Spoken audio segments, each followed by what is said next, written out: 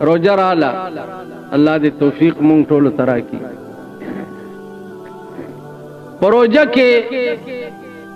دو کار وکړي یو روزه کې کوشش وکړي چې غیبت نه کوي د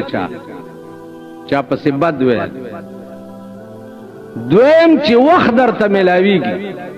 نو امام احمد ابن حنبل رحمت الله علیه خدای په خوب کې لیدل نو امام احمد ابن حنبل ورته وی چې یا الله ته پس شي ډیر خوشالهږي چې زاغه کار وکړ ته پس خوشاله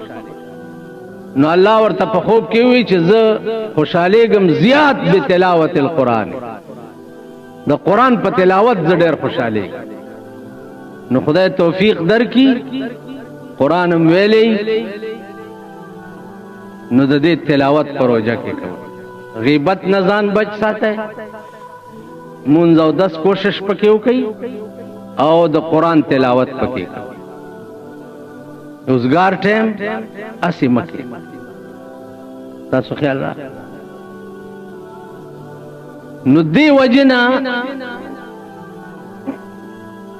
روزه یو عبادت ده